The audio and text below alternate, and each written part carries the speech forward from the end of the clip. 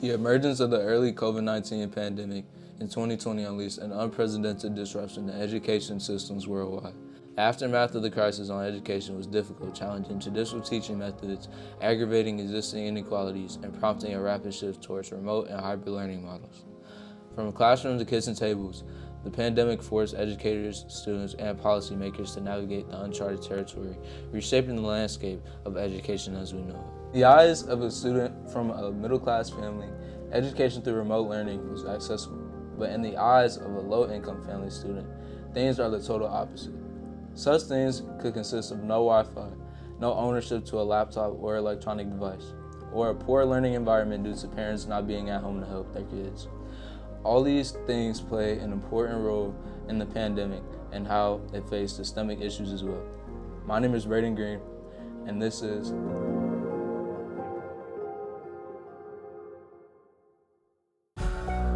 I wanted to venture out into a different environment, different than our own. One that differentiates systemically, socioeconomically, and overall just the uncommon experience coming from a private school. This is Euclid Park Middle School, and during my time here, I met with an articulate 8th grade student as well as an inspirational teacher. Hi, what's your name? Tara. Nice to meet you. So during the COVID-19 pandemic, was there any challenges that you faced as for being a student from Euclid Park Middle School?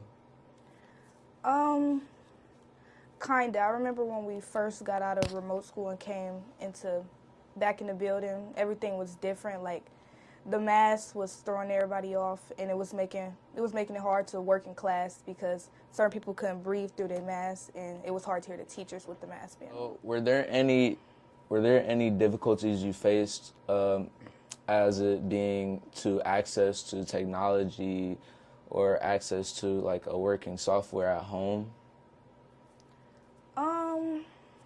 Not really. It's just like sometimes if we needed to go out in public to use like internet or something, like certain places wouldn't let you in, even if you had a mask, or if you didn't have a mask, and certain places was just closed, period.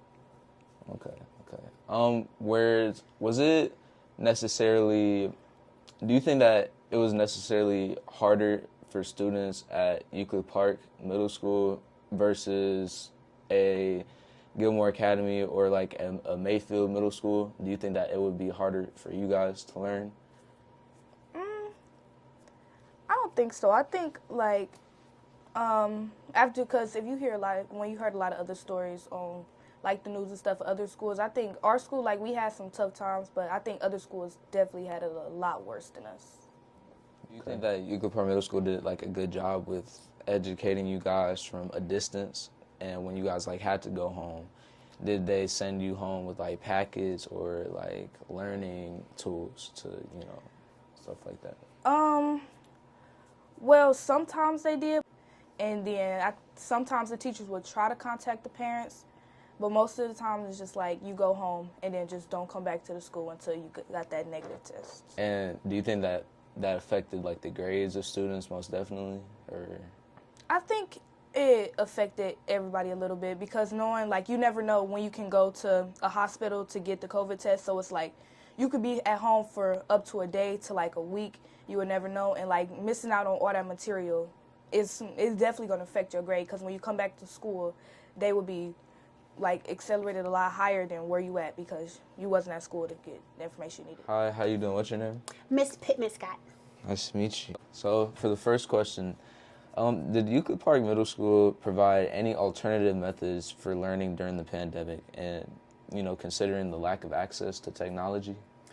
Yes, we had virtual learning where kids actually were given a laptop. Everybody in the school had access to a laptop, and teachers taught virtually. Okay. How did the community support the education during COVID-19, given the technology limitations? I'm going to say I don't feel like there was enough support. And I can say that because, being a teacher, teaching virtually, a lot of times the kids didn't get on their scheduled times. They didn't do the work. They just wasn't present. I definitely feel like COVID and kids learning virtually and being absent from the virtual classroom continues to have an impact this day because there's gaps. I mean, like last year, I had one 8th grader who only showed up for one day out of a whole entire year. So can you imagine, the curriculum was still taught, but she missed a whole year and only came one day. So she's going to go on, I believe she went on to high school, she's going to have gaps. There's going to be information that she does not know. Students going through the struggle of technology limitations proves that it can set back their schooling, leaving spaces in their curriculum preventing them from getting into college and becoming successful. Although Taryn had access to a device, according to the U.S. Census, 35% of Cleveland residents do not have at-home access to the internet to begin with. Also, according to CommunitySolutions.com, at the beginning of the COVID-19 pandemic, 2/3 of CMSD students didn't even have access to a computer, and 40% of those families didn't have internet. Now, I will be interviewing my two friends, Aaron and Sophia, to get the shifting experience of coming from a public school to a private school, and how the accessibilities of a private school show that inequity exists within our school systems. Hi, what's your name? My name is Aaron McCarter. And what school did you transfer to? So I currently go to Gilmore Academy, but I transferred from Bedford High School. And during that time, when you were a freshman, correct? Yeah. So during that time, COVID was going on. Could you describe that experience for us, please? So it really started in 8th grade, or 7th grade, I should say. It was like halfway through 7th grade. So everybody had the little 2 weeks. We were off, and then we were on online school after spring break. And it was okay at first. Like, the teachers would get on Zoom, they would talk, give us our assignments. But then after a while, I don't know about every other school, but our school, it was kind of hard because, not everybody just understands the work right away. Like, some people need extra help, and it wasn't provided. So it made it kind of difficult for some students to get stuff done or, get through what they were struggling with in school. So during that time of COVID at Bedford, were the levels of accessibility the same as a school like Mayfield or Gilmore? No, definitely not. During COVID, after we were on, especially that second year, so after 7th grade and 8th grade, besides your teachers on Zoom, you couldn't really get help with anything. You couldn't get in touch with the principal. You couldn't get in touch with the counselors. They didn't have that stuff available for us. So I feel like you're just doing us a disservice as your students. My name is Sophia Rucker. Nice to meet you. Nice to meet you. So what school do you go to? I go to Laurel School for Girls. Okay. And your school is a private school, correct? It is. Okay. So during COVID time, was it more harder for you to learn online, or was it easier because your school is a private school? I feel like it was easier to learn at the private school than it would be at an inner city school. Was it easy to access help during your classes online? Oh, of course. Our teachers, we had a Zoom even for asynchronous work, and our teachers would stay in the break room for our classes, so we could leave the class and go out doing our work and leave the Zoom or whatever, and then we could come back into the Zoom and ask any questions we have, and they would just stay there. They were always available. Sent home with packets and then these big tote bags of all our learning materials. Obviously, we had our computers and all of our stuff was online. Based on my interviews, I learned that accessibility was unequal at Bedford schools compared to Laurel School, based on the level of help being provided, learning materials, and student resources. Schools spent $14 million purchasing laptops and hotspots for students through 2020 to 2021. In 2017, an analysis conducted by the National Digital Inclusion Alliance found that AT&T, one of Cleveland's internet providers, systemically discriminated against lower-income Cleveland neighborhoods in its deployment of home internet and video technologies over the past decade. Most of those Cleveland neighborhoods contain CMSD schools that are predominantly black, which shows a sign of systemic racism. Now we're going to take them as teachers to learn more about digital redlining and how her experience was as a parent and a teacher during the COVID-19 pandemic. How you doing?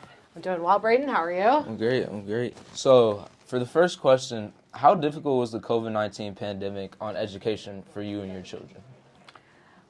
Well, I was teaching 6th grade at the same time, so I was trying to negotiate figuring out how to teach my students for part of my day and also balancing staying on top of all 3 of my children at home. We were lucky because we had good internet. We were lucky because we had devices that the kids could use.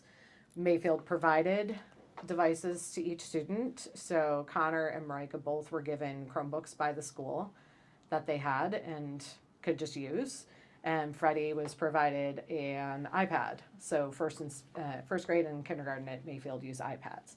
And that we didn't have the struggle of like knowing that we were going to be able to have them be on every day. So that was all easy enough for us. Yeah, and to build off of that, do you think that the amount of accessibilities are based on socioeconomic status? For sure, that's an impact. So I do know that even though at Mayfield they provide devices for everybody in the schools, not everybody had the internet then to use those devices at home. So our elementary school where our kids went through is the poorest school in the district. We have the highest number of single family homes. Or single parent homes. We have the highest percentage of people on the free and reduced lunch. And it proved to be a problem during this COVID timeframe because those families didn't have internet in their households. So this was something that they had always been able to rely on the school providing and the kids being able to do. And the school would always get very creative for assignments for some of those families. Instead of making them do hours on websites like their math programming, they would send home work packets. That obviously couldn't happen during COVID. So we saw a big disparity and they're still trying to overcome it. So those kids who were in kindergarten are now in fourth grade and their scores are lower. And out of the district in Mayfield, Lander's scores are lower than all the rest of the district.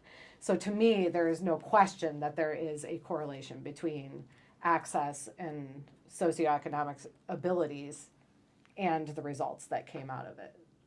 It's hard not to recognize that that's true even in our own district.